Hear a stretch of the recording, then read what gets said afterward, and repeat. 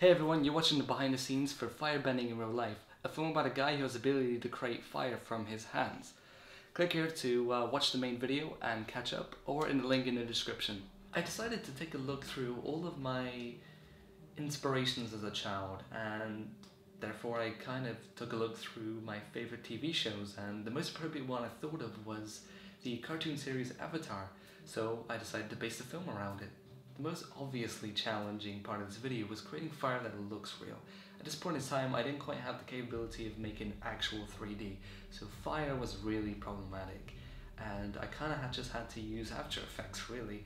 And so I played about with it, and I used things like, CC Particle World in After Effects, which is a very nice plugin, and the Trapcode suite, but no matter what, I just could not get what would satisfy me. And I have very high standards. Although my CGI is not the best in the world, I still decided to have my standards high so I could entertain a large audience. Luckily, I bumped into a friend who is much more capable than me at CGI, and he's called Hayden, by the way, and he sent me over these nice little fire blasts that he made already, and they worked perfectly. So all the fire blasts in the film are credit to Hayden Weaver, fantastic 3D animator. I think the best scene of this is the toast scene toward the beginning of the film. My sister actually helped with that scene. What I did was I had it on one continuous take where I already prepared a burnt piece of toast and also had my normal piece of bread.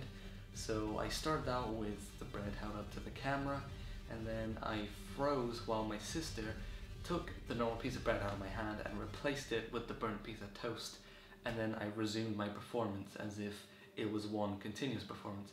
And then what I did is when I went to edit it in post-production, I took out the frames in between and kind of blended what didn't quite match with the actual fire. I used the fire as a transition with the frames that didn't match, although not too many frames didn't match. So overall the scene looked pretty impressive and quite well done.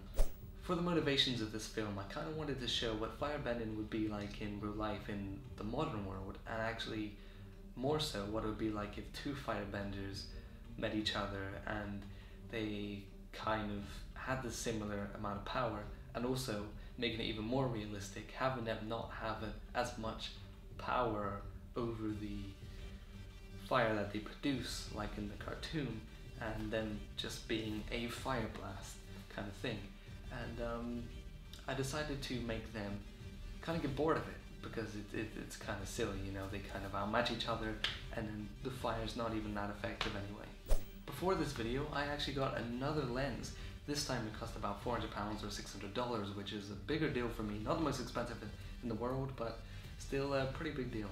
So that's why the glass is a lot more better in this video, and the getting more of a depth of field, although the depth of field did lack because I didn't have a thing called an ND filter, which goes on the top of your lens and helps you get more of that depth of field look. Be sure to follow me on all my social media by clicking on the end of the screen or in a link in the description, and also be sure to tell me what you thought of the video. Thank you for watching.